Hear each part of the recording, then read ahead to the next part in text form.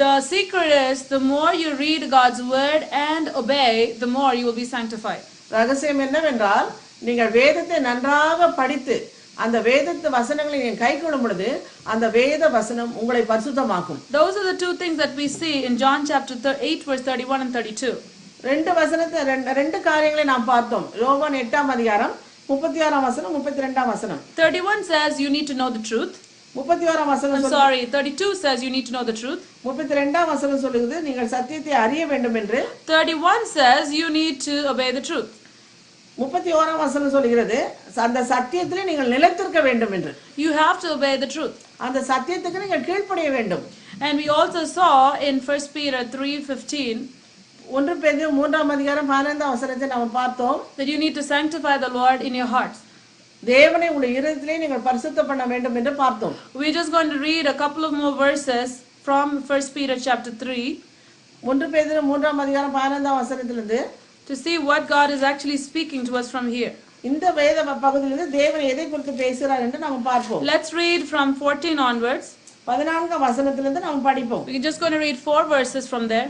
4 வசனம் நான் படிக்க போகிறோம். We're going to read 14, 15, 16 and 17. 14, 15, 16, 17 வசனங்கள் நாம் படிக்க போகிறோம். But and if ye suffer for righteousness' sake, happy are ye, and be not afraid of their terror, neither be troubled. Verse 15.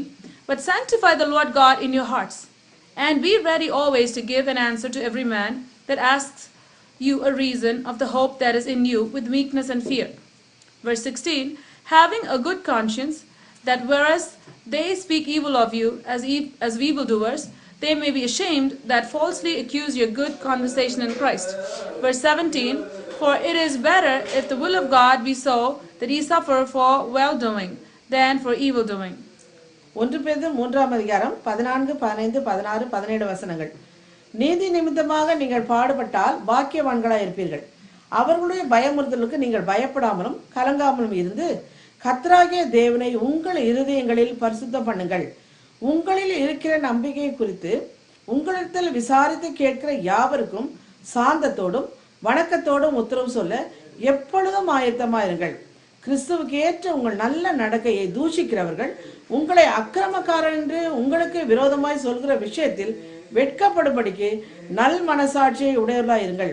தீமை செய்து பாடு அனுபவிப்பதிலும் தேவனுக்கு சித்தமானால் நன்மை செய்து பாடு அனுபவிப்பதே மேன்மையாய் இருக்கும். Amen. Amen. So there is a special blessing to that. இந்த இடத்துல ஒரு சிறப்பான ஆசீர்வாதம் நமக்கு காணப்படுகிறது. The Lord is showing like this. God is showing that this is one area where we need to be sanctified. தேவன் இந்த இடத்துல நாம் பார்க்கிறோம் ஒரு இடத்திலே நாம் நம்மை பரிசுத்தப்படுத்திக் கொள்ள வேண்டும் என்று. We have lots of many areas where we need to be sanctified, but this is one area the Lord is showing. ஏராளமான பகுதியை நாம் பரிசுத்தப்படுத்திக் வேண்டும். ஆனால் தேவன் குறிப்பாக இந்த இடத்தை நீ பரிசுத்தப்படுத்தும் என்று சொல்கிறார். If you want your vessel to be sanctified, don't retaliate. நம்முடைய இந்த பகுதியிலே நாம் பரிசுத்தப்படுத்த வேண்டுமானால் நாம் அதற்காக நாம் நீதி நியாயங்களை செய்து அதை சரி என்று நாம் செய்வது நல்லதல்ல. Expect when you do good that your good can be spoken as evil. நீங்கள் நன்மை செய்வதனால் அவர்கள் உங்களை தவறாக செய்தாலும் பேசினாலும் அதை குறித்து கலங்க வேண்டாம். Now sanctification is a big area. நம்மை பரிசுத்தப்படுத்திக் கொள்வது ஒரு பெரிய காரியம். And it's a very important area. அது மிக அவசியமான காரியம். So what we need to do is நாம் என்ன செய்ய வேண்டுமானால் today is the 28th.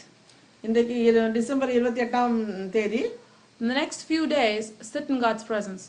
இருக்கிற 4 நாட்களிலே 29, 29, 30, 31 3 நாட்களிலே நீங்கள் தேவனுடைய பாதத்திலே அமர்ந்திருந்து உங்களை ஆராய்ந்து பாருங்கள். Examine yourself before the Lord. தேவன் முன்பாக உங்களை ஆராய்ந்து சோதித்து பாருங்கள். What are the areas in your life that needs the working of the Lord? என்னென்ன பகுதியிலே தேவன் உங்களுக்காக கிரியை செய்ய வேண்டும். Look at your life and take the Bible and see what does God's word tell about what you're doing. உங்களுடைய வாழ்க்கை ஒரு நிமிடமாக அமர்ந்து நீங்கள் யோசித்து வேத வசனத்தை வைத்து நீங்கள் ஆராய்ந்து பாருங்கள். Is my personal life a sanctified life?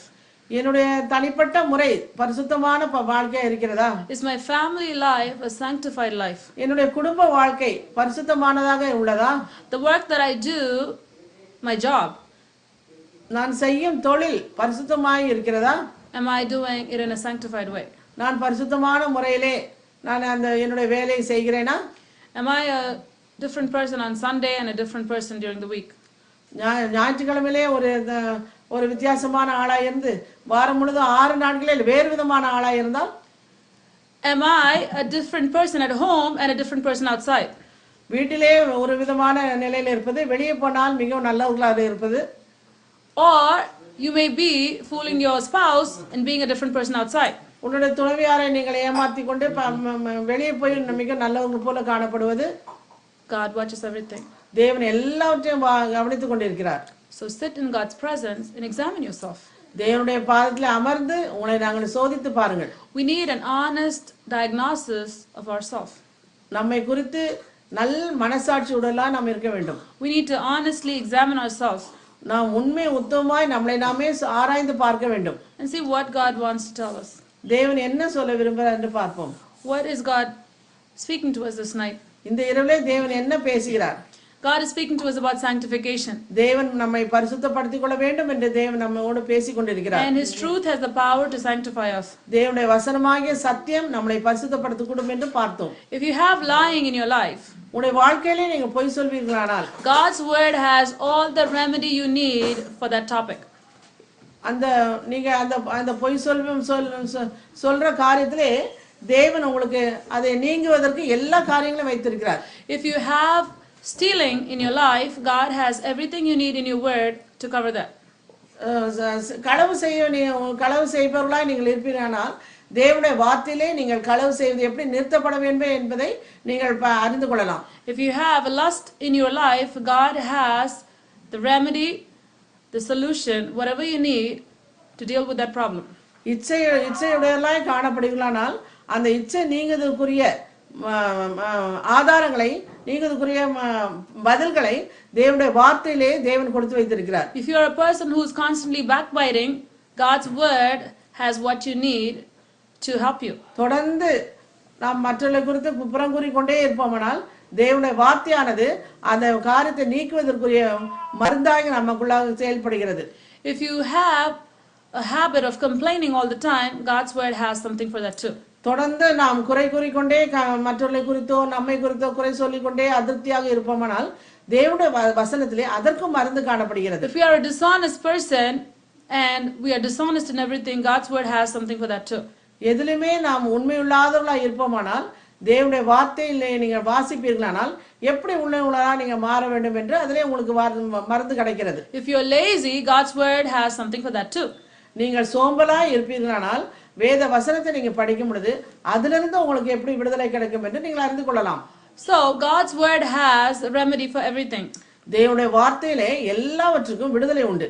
That's why Jesus says, Father, sanctify them with your truth. Your word is truth. அதனால தான் நம் தேவன் இயேசு கிறிஸ்து ஜெபிக்கிறார், உமது வசனத்தினாலே அவளை பரிசுத்தமாக்கும், உமது வசனமே சத்தியம். Your word has the power to sanctify.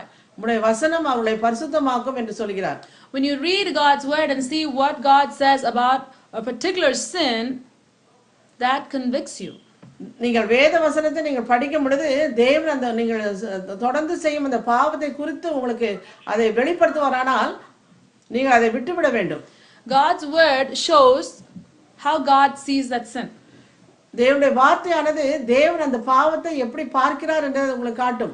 God's word also shows that he has the power to deliver you from that sin. அந்த பாவத்திலிருந்து உங்களுக்கு எப்படி விடுதலை கிடைக்கும் என்பதை தேவனுடைய வார்த்தையானது உங்களுக்கு காண்பிக்கும். So unless you read it, you will not be set free. அந்த வேத வசனத்தை படித்தால்தான் உங்களுக்கு அந்தந்த காரியங்களை உங்களுக்கு கட்டி வைத்திருக்க அந்தந்த காரியங்களிலிருந்து உங்களுக்கு விடுதலை கிடைக்கும். So the Lord speaks to us this night. He tells you, know the truth, and the truth can set you free. தேவன் இந்த இரவிலே உங்களோடு பேசுகிறார். சத்தியத்தை நீங்கள் அறிந்து கொள்ளுங்கள், அந்த சத்தியமானது உங்களை விடுதலையாக்கும் என்று. Sanctify the Lord in your hearts. தேவனை உங்கள் இதயத்திலே பரிசுத்தம் பண்ணுங்கள். Sanctify the Lord in your hearts. தேவனாகிய இயேசு கிறிஸ்துவை உங்கள் இதயத்திலே பரிசுத்தம் பண்ணுங்கள். Sanctify him with your truth, with the truth of God. தேவனுடைய வார்த்தையினாலே நீங்கள் அறிந்து கொண்டிருக்க அந்த சத்தியத்தினாலே உங்கள் தேவனை பரிசுத்தப்படுத்துங்கள். Sanctify your hearts with the truth of God. உங்களுடைய இதயத்தை தேவனுடைய வார்த்தையினாலே பரிசுத்தப்படுத்துங்கள். The Lord will do wonders for you in the year 2013. இந்த 2013ஆம் ஆண்டிலே தேவன் உங்கள் வாழ்க்கையிலே அற்புதங்களை செய்வார். I just want to mention one passage before we close. இதை முடிப்பதற்கு முன்பதாக ஒரு பகுதியை நான் வாசிக்க விரும்புகிறேன். 1 Samuel chapter 2. 1 சாமுவேல் 2ஆம் அதிகாரம். We're going to just see 2 verses in that. ரெண்டு வசனங்களை நாம் பார்க்க போகிறோம். And that chapter talks about the boy Samuel. அந்த அதிகாரம் சாமுவேலை குறித்து பேசுகிறது. It talks about Eli.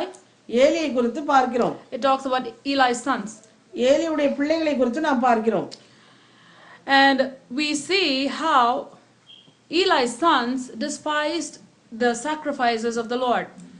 ஏலியுடைய பிள்ளைகள் எப்படியாக பலி செலுத்துவதிலே அவர்கள் கவனமாய் இருக்கிறார்கள் என்று நாம் பார்க்கிறோம். And how they were presumptuous in dealing with the things of God. பலி செலுத்தும் நேரத்திலே அவர்கள் எவ்வளவு துணிகரமாக பாவம் செய்கிறார்கள் என்று பார்க்கிறோம். Let's read verse 17 and verse 18. 17ஆம் வசனம் 1 சாமுவேல் 2ஆம் அதிகாரம் 17ஆம் வசனம் 18ஆம் வசனம் பார்ப்போம். Wherefore the sin of the young men was very great before the Lord, for men abhorred the offering of the Lord. Verse 18. But Samuel ministered before the Lord, being a child, girded with a linen ephod. ஆதலால் அந்த வாலிபரின் பாவம் கர்த்தருடைய சந்நிதியில் மிகவும் பெரிதாய் இருந்தது. மனுஷர் கர்த்தரின் காணிக்கையை வெறுப்பாய் எண்ணினார்கள். சாமுவேல் என்னும் பிள்ளையாண்டான் சணநூல் ஏபோத்தை தரித்தவனாய் கர்த்தருக்கு முன்பாக பணிவிடை செய்தான். And let's read verse 21.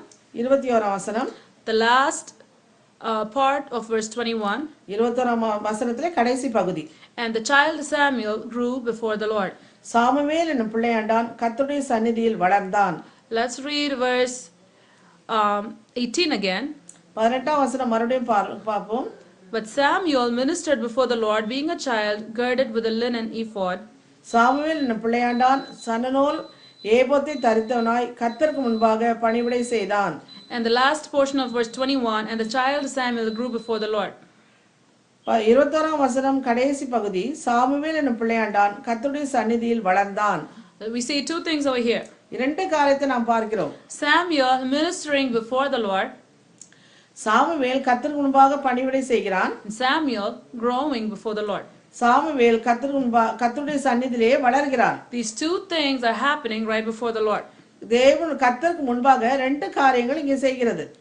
Samuel verse 26. Let's see 1 Samuel chapter 2 verse 26 also. 26ஆம் வசனத்தையும் பார்ப்போம். And the child Samuel grew on and was in favor both with the Lord and also with men. Samuel என்னும் பிள்ளையாண்டானோ பெரியவனாக வளர்ந்து கர்த்தருக்கும் மனுஷருக்கும் பிரியமாக நடந்து கொண்டான். Now he grew before the Lord. How did he grow? அவன் எப்படி வளர்கிறான்? Verse 26 says, 26ஆம் வசனம் சொல்கிறது, he grew with favor both with the Lord and also with men.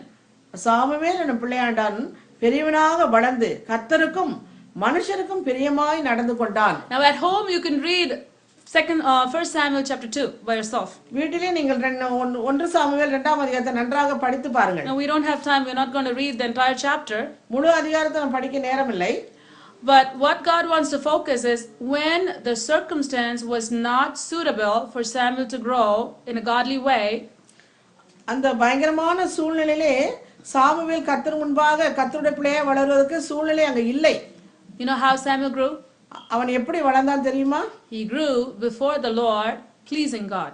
அவன் தேவனுக்கு முன்பாக பணிவிடை செய்தான். தேவனுடைய பிள்ளையாண்டானாய் கர்த்தருடைய சந்நிதியிலே அவன் வளர்ந்தான். He received favor from the Lord. அவன் அதனால் கர்த்தருக்கும் மனுஷருக்கும் பிரியமாய் நடந்து கொண்டான். Now you see 2 sets of people right there.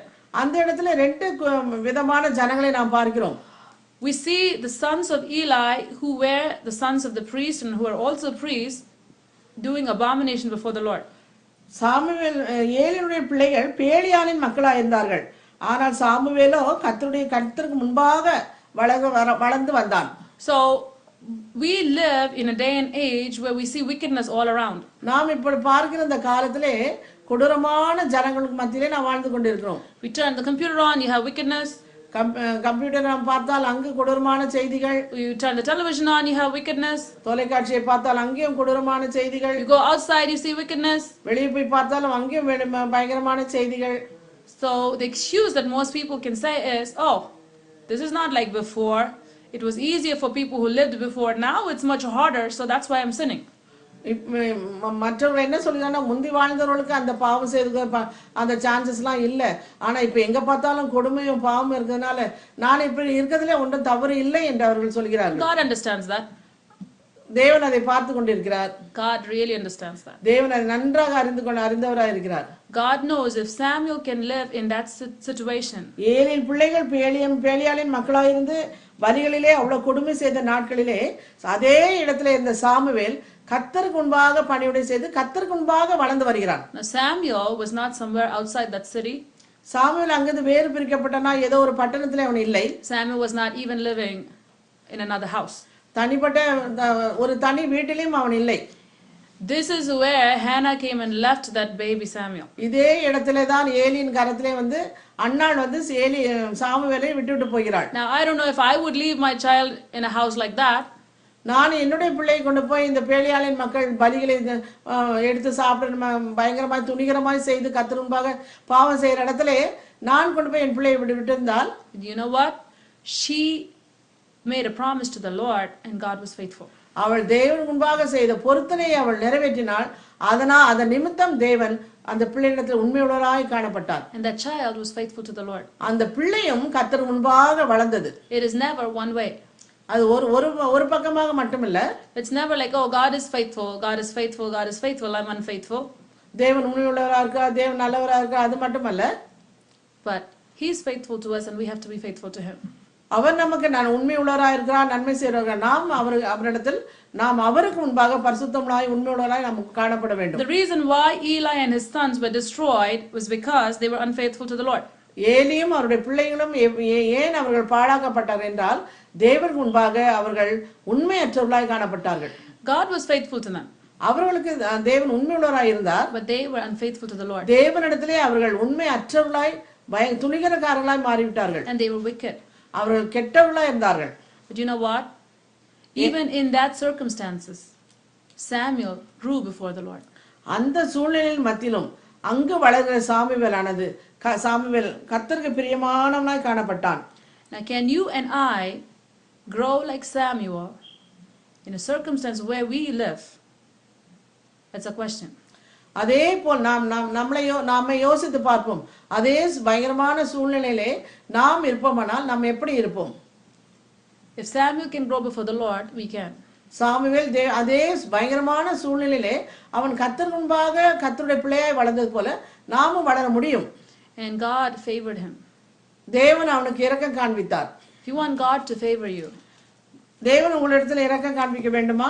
if you want God to bless you in the year 2013, 2014 தேவன் உங்களை ஆசீர்வதிக்க விரும்புகிறீர்களா? then we have to sanctify the Lord in our hearts. நம்முடைய இதயத்திலே தேவனை பரிசுத்தப்படுத்திக் கொள்ள வேண்டும். We have to be faithful to the Lord. தேவனிடத்தில் நாம் பிரியமுள்ளவர்களாய் காணப்பட வேண்டும். We have to be honest before the Lord. தேவனிடத்தில் நாம் உண்மையுள்ளவர்களாய் காணப்பட வேண்டும். We're going to close with this verse. இந்த வசனத்தோடு நாம் முடிப்போம். Revelation 22 verse 11. வெளிப்படுத்தின சுவிசேஷம் verse 11 22ஆம் அதிகாரம் 11ஆம் வசனம் 12ஆம் வசனம். He that is unjust, let him be unjust still, and he which is filthy, let him be filthy still, and he that is righteous, let him be righteous still, and he that is holy, let him be holy still. And behold, I come quickly, and my reward is with me, to give every man according as his work shall be. அநியாயம் செய்கிறவன் இன்னும் அநியாயம் செய்யட்டும், அசுத்தமாயிருக்கிறவன் இன்னும் அசுத்தமாயிருக்கட்டும், நீதி உள்ளவன் இன்னும் நீதி செய்யட்டும், பரிசுத்தமுள்ளவன் இன்னும் பரிசுத்தமாகட்டும். இதோ சீக்கிரமாய் வருகிறேன், அவனவனுடைய கிரியைகளின்படி அவனவனுக்கு நான் அளிக்கும் பலன் என்னோடு கூட வருகிறது. Amen. So no one can say, I'm holy already, I don't need to be sanctified more. யாரும் சொல்ல முடியாது, நான் ஏற்கனவே பரிசுத்தமா இருக்கிறேன், இன்னும் பரிசுத்தமாகிறது என்னிடத்தில் ஒன்றுமே இல்லை என்று. I have nothing tomorrow, day after tomorrow, and the day after to sit in God's presence to examine myself. நாளைக்கு நாளன்னைக்குலாம் நான் உட்கார்ந்து என்னை பரிசோதி பார்க்கிறதுக்கு எனக்கு ஒண்ணுமே கிடையாது, நான் ஏற்கனவே பரிசுத்தமா இருக்கிறேன். I'm not watching this, I'm not watching that, I'm not speaking this, I'm not doing that. நான் அதை எந்த தவறான காரியங்களை பார்க்கதில்லை, அசுத்தமான காரியங்களை பார்க்கதில்லை, அசுத்தமான புத்தகங்களை நான் படிப்பதில்லை, நான் ஏற்கனவே பரிசுத்தமா இருக்கிறேன். If that's what you're saying, then the Lord says, if you're holy, be more holy. தேவன் சொல்கிறார், நீ உண்மையாகவே பரிசுத்தமா உள்ளவனாய் இருந்தால் இன்னும் பரிசுத்தமுள்ளவராய் இரு. That means there's room for more holiness. இன்னும் பரிசுத்தமா இருக்கிறதுக்கு உங்களுக்கு இப்ப ஏராளமான அறைகள் இருக்கிறது. That means you have more work in your life to be done. இன்னும் அதிகமாய் பரிசுத்தமான காரியங்கள் நீங்க செய்வதற்கு உங்களுக்கு ஏராளமான இடங்கள் உண்டு. We may think that we are holy. நாம் பரிசுத்தமா இருக்கிறோம் நாம் நினைத்துக் கொள்கிறோம். We need to be holy. பரிசுத்தமா இருக்க வேண்டும். But as we grow closer to the Lord, பரிசுத்தம் தேவனிடத்தில் நாம் கூட கிட்டி சேர சேர, as we read more of His Word, வேதத்தை நாம் அதிகமாய் வாசிக்க His truth will sanctify us. தேவனுடைய வார்த்தையானது நாம் ஒவ்வொருவரையும் பரிசுத்தப்படுத்தும். He will keep us moving from one level of sanctification to the next level. ஒரு பரிசுத்தமாக்குதல் அந்த படிகளிலே ஒரு படியிலிருந்து அடுத்த படியாக தேவன் நம்மை பரிசுத்தப்படுத்திக் கொண்டே இருப்பார். God will move us from one level of holiness to the next. ஒரு பகுதியிலே பரிசுத்தம் அடைந்தால் அடுத்த பகுதி பரிசுத்தம், அப்படியாக நம் சரீரம் முழுவதும் பரிசுத்தமாக்க தேவன் நம்மை பரிசுத்தமாக்குவார். He who is holy, let him be holy still. பரிசுத்தமாயிருக்கிறவன் இன்னும் பரிசுத்தமாகட்டும். So may the Lord speak to you. தேவன் உங்களை இது குறித்து உங்களோட பேசுவாராக. Tomorrow, day after tomorrow, நாளை மறுநாளும் and the day after, அந்த அடுத்த நாளும் spend time in the presence of the Lord. தேவனுடைய கர்த்தருடைய பாதத்திலே அமர்ந்திருந்து உங்களுடைய நேரங்களை உங்களை ஆராய்ந்து பார்ப்பதிலே செலவழியுங்கள். Let not Satan rob you of that time. பிசாசு அந்த நேரங்களை கொள்ளையிட்டு விடாதபடி காத்துக்கொள்ளுங்கள். Let not the busyness of celebration of the new year rob you of your blessing that God has for you for 2013. புது வருட கொண்டாட்டங்கள் உங்களுடைய அந்த 3 நாள் தேவனுடைய சமூகத்திலே இருந்து உங்களை ஆராய்ந்து பார்க்க அந்த காரியத்திலே பிசாசு அந்த காரியங்களை வைத்து திருடி விடாதபடி காத்துக்கொள்ளுங்கள். Once again I would say, if you need to fast and pray, fast and pray. If you are particular about God to bless you for the year 2013, show God that you are serious about it. நீங்கள் 2013ஆம் ஆண்டு தேவன் உங்களை ஆசீர்வதிக்க வேண்டும் விரும்பினால் குறிப்பாக நீங்கள் அந்த காரியங்களை குறித்து கவனமாய் இருந்து உங்களை ஆராய்ந்து பார்த்து தேவனுடைய சந்நிதியிலே நீங்கள் உங்கள் நேரங்களை ஆராய்ந்து பார்த்து செலவழியுங்கள். Now this message is not for somebody who says, okay, I just need a normal 2013, an ordinary 2013, nothing substantial. I am not wanting to see wonders. நீங்க மற்றவங்க யாரும் இதை இப்படி சொல்லக்கூடாது. எனக்கு 2013ஆம் ஆண்டு சாதாரணமா தான் இருக்க போகுது, அதுல ஒன்றும் அற்புதம்லாம் ஒன்றும் நடக்காது, அது இருக்கிறபடியே தான் இருக்கும் என்று நீங்க சொல்லக்கூடாது. If you don't want wonders, then this message is not for you. அற்புதங்கள் உங்களுக்கு தேவை இல்லை என்றால் இந்த செய்தி உங்களுக்கு தேவையில்லை. But if you are looking for God to bless you in a substantial way in the year 2013, then this message is for you. 2013 ஆண்டிலே தேவனே என்னை ஆசீர்வதிக்க வேண்டும், என்னை ஆசீர்வதிக்க வேண்டும் என்று நீங்கள் முழுமையாக நீங்கள் தேவனிடத்தில் போராடி ஜெபிப்பீர்களானால் இந்த செய்தி உங்களுக்குரியதாக மாறும். Well, God has done wonderful things for us during 2012. 2012 ஆண்டு முழுவதும் தேவன் உங்களுக்கு அற்புதங்களை செய்திருப்பார். But God says He will do wonders for you in 2013. 2013 ஆண்டிலே உங்களுக்கு நான் மேலும் அற்புதங்களை செய்வேன் என்று தேவன் சொல்கிறார். So having wonderful things is one thing, but seeing wonders is a totally different thing. நாம் தேவன் செய்யும் நன்மையான காரியங்கள் எல்லாம் நமக்கு நன்மையுடையதான். ஆனால் அற்புதங்களை தேவன் செய்வேன் என்றால் அதை நாம் அதற்கு ஏற்ற விதமாய் நம்மை பரிசுத்தப்படுத்திக் கொண்டு எதிர்பார்த்தலோடு நாம் இருக்க வேண்டும். This is a prophetic message that the Lord is giving for us for the year 2013. 2013 ஆண்டிலே தேவன் கொடுக்கிற ஆசீர்வாதத்தை உங்களுக்கு தீர்க்கதரிசனமாக இந்த செய்தியை தேவன் கொடுக்கிறார். If you take it seriously to heart, you will see wonders in your life. கருத்தாய் இந்த வசனத்தை நீங்கள் ஏற்றுக்கொண்டு நீங்கள் கவனமா இருப்பீர்களானால் இந்த 2013 ஆண்டிலே நீங்கள் அற்புதங்களை காண்பீர்கள். Mean business with God and He will mean business with you. தேவனிடத்தில் நீங்கள் கவனமாய் இருந்து நீங்கள் இருக்க கற்றுக்கொள்ளுங்கள். தேவன் உங்களை குறிப்பாய் உங்களை ஆசீர்வதிப்பார். Sanctify the Lord and He will do wonders for you tomorrow 2013. இன்றைய தினம் நீங்கள் உங்களை பரிசுத்தப்படுத்திக் கொள்ளுங்கள். 2013ஆம் ஆண்டு நாளைக்கு தேவன் உங்களுக்கு அற்புதங்களை செய்வார். Sanctify the Lord in your heart. Sanctify yourselves. Sanctify your heart. Sit down and think in God's presence. What do I need to do to change? நீங்கள் அமர்ந்திருந்து உங்களை பரிசுத்தப்படுத்திக் கொண்டு ஆண்டவரே நான் என்ன செய்ய வேண்டும், என்னென்ன காரியங்களே நான் 2012 குறை உள்ளவனாய் காணப்பட்டேன், 2013 நான் எப்படியாக நான் நிவர்த்தி செய்ய வேண்டும் என்று சொல்லி உங்களை ஆராய்ந்து பார்த்து தேவனுடைய சமூகத்திலே உங்களை சீர்திருத்திக் கொள்ளுங்கள். Don't simply sit in front with a notebook and pen and just think for yourself, saying, okay, I'm not bad over here, I was okay this year, this was not that bad. Don't self-evaluate yourself like that. ஒரு பேனாவையும் புத்தகத்தையும் நோட்டையும் வைத்துக்கொண்டு நான் இப்படியெல்லாம் நான் இருக்கிறேன், இப்படியெல்லாம் இருக்கிறேன், நான் நன்றாக தான் இருக்கிறேன், இப்படி தான் இருக்கிறேன் என்று சொல்லி உங்களையே நாங்கள் திருப்திப்படுத்தி கொண்டு இருக்காதீர்கள். We'll be deceiving ourselves. உங்களை நீங்களே ஏமாற்றிக் கொள்வீர்கள்.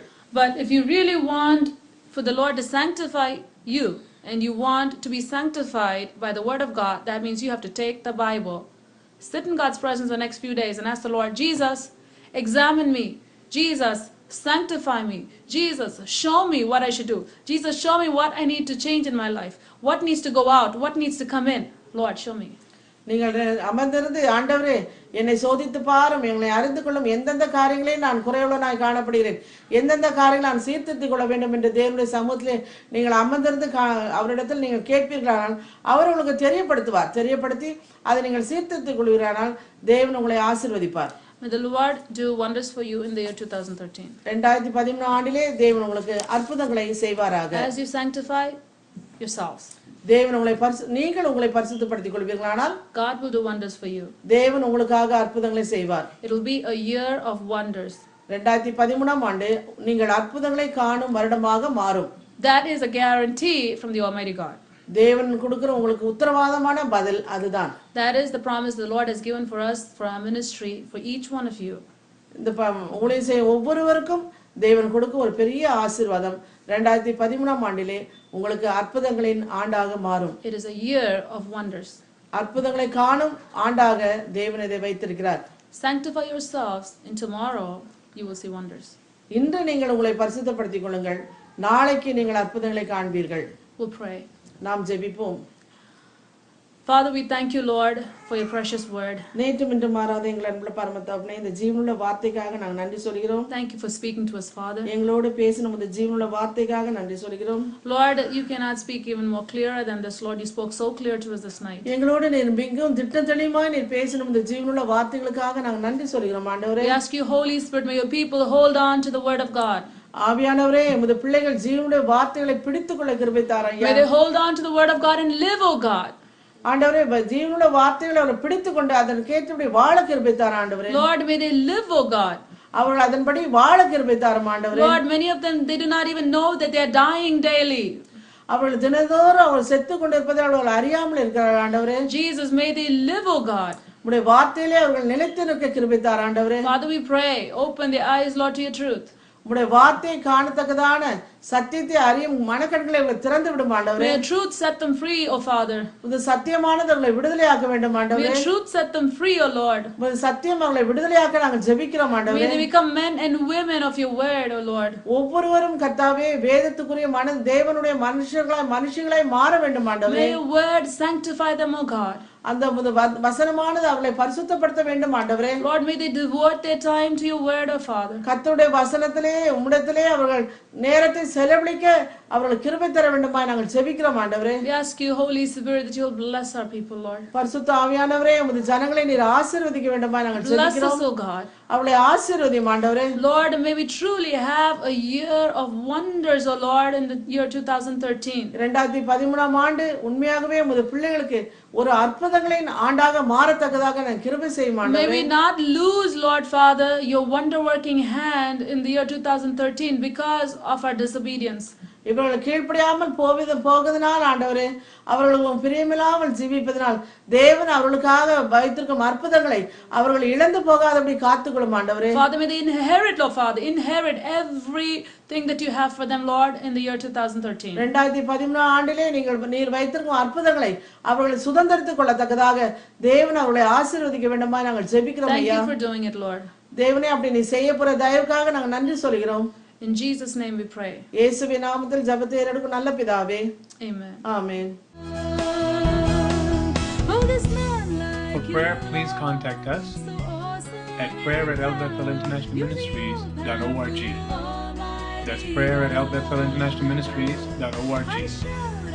Or you may phone us at 001-845-360-0534.